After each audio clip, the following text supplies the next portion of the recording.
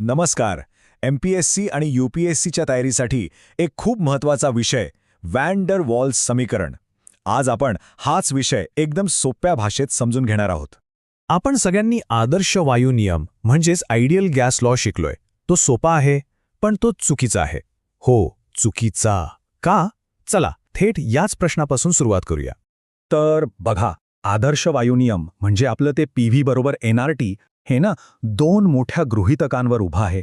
आणि गंमत म्हणजे ही दोन्ही गृहीतकं वास्तविक वायूंच्या बाबतीत खरी ठरतच नाहीत. मग काय चुकले नक्की? हे बघा, इथेच सगळा फरक आहे. आदर्श सिद्धांत काय म्हणतो की वायूच्या रेणूंना स्वतःचं असं काही आकारमानच नाही, म्हणजे ते शून्य आहेत. आणि दुसरं म्हणजे त्यांच्यात एकमेकांबद्दल काही आकर्षणही नाही. पण खरं काय? अरे, रेणूंना स्वतःचं आकारमान असतं आणि त्यांच्यात आंतररेणवीय आकर्षण बलसुद्धा असतं. ही जी मोठी दरी होती ना सिद्धांतात आणि वास्तवात, तीच वॅन डर वॉल्सने भरून काढली. मग वॅन डर वॉल्सने केलं काय? त्यांनी दोन जबरदस्त, हुशार दुरुस्त्या सुचवल्या. आता आपण बघूया की ह्या दोन दुरुस्त्या काय होत्या आणि त्यांनी सगळं चित्र कसं बदलून टाकलं.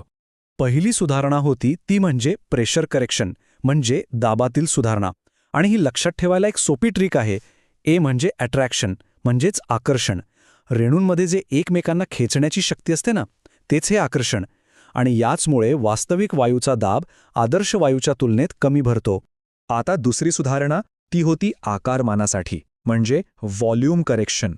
आणि यासाठी लक्षात ठेवायचा शब्द आहे B फॉर बल्क, म्हणजेच रेणूंचा स्वतःचा आकार.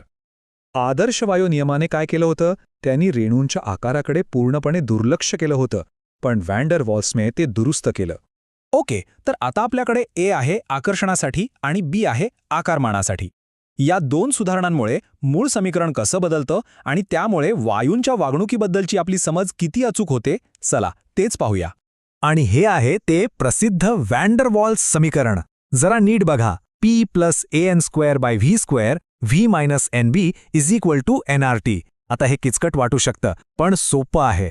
जो प्रेशरचा भाग आहे म्हणजे P, त्यात आपण काहीतरी ॲड केलंय, बरोबर? आणि जो व्हॉल्यूमचा भाग आहे म्हणजे V, त्यातून काहीतरी वजा केलंय. का? कारण आकर्षणामुळे दाब वाढतो आणि रेणूंच्या स्वतःच्या आकारामुळे फिरण्यासाठी उपलब्ध जागा कमी होते. एकदम लॉजिकल आहे. हा तक्ता म्हणजे परीक्षेसाठी एक प्रकारे रिव्हिजन नोटच आहे. आदर्श वायू आणि वास्तविक वायू यातला फरक स्पष्ट दिसतोय. आंतररेणवीय बल आदर्शात 0, वास्तवात आहे. रेणूंचे आकारमान आदर्शात नगण्य, वास्तवात महत्त्वाचं. आणि सगळ्यात महत्त्वाचं, कोणता नियम कुठे जास्त चांगला चालतो? उच्च तापमान आणि कमी दाबावर आदर्श वायू नियम काम करतो, पण कमी तापमान आणि उच्च दाबावर मात्र आपल्याला वॅन डर वॉल्स समीकरणाचीच गरज लागते. हे मुद्दे पाठच करून ठेवा. चला आता येऊया आपल्या जलद उजळणीकडे.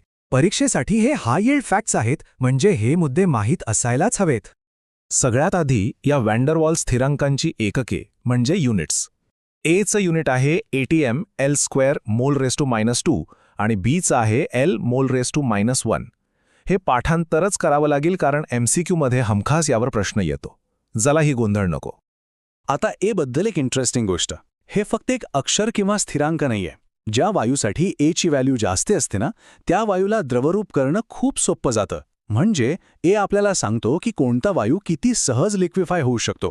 किती प्रॅक्टिकल आहे हे. आणि हा तर एक सुवर्ण नियम आहे. वास्तविक वायू आदर्श वायूंसारखे कधी वागतात? तर उत्तर आहे उच्च तापमान आणि कमी दाबावर. का?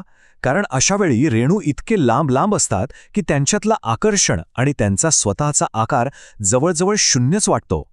म्हणजे ते आदर्श वायूच्या गृहीतकांचा जवळ जातात. चला आता सिद्धांताच्या दुनियेतून बाहेर येऊया आणि बघूया की हे वॅन डर वॉल्स समीकरण प्रत्यक्षात कुठे आणि का महत्त्वाचं आहे. फक्त परीक्षा पास करायची आहे म्हणून हे शिकायचं नाहीये. याचा उपयोग प्रचंड आहे.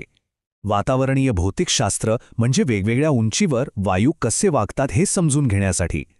क्रायोजेनिक्स म्हणजे अंतराळ मोहिमांमध्ये लागणाऱ्या अत्यंत थंड तापमानाचं विज्ञान.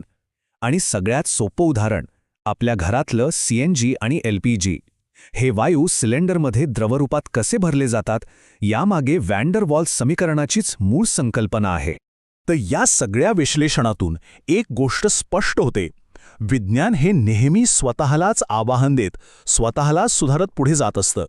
एक परिपूर्ण वाटणारा नियमही वास्तवाच्या कसोटीवर कसा अपुरा पडू शकतो हे आपण पाहिलं.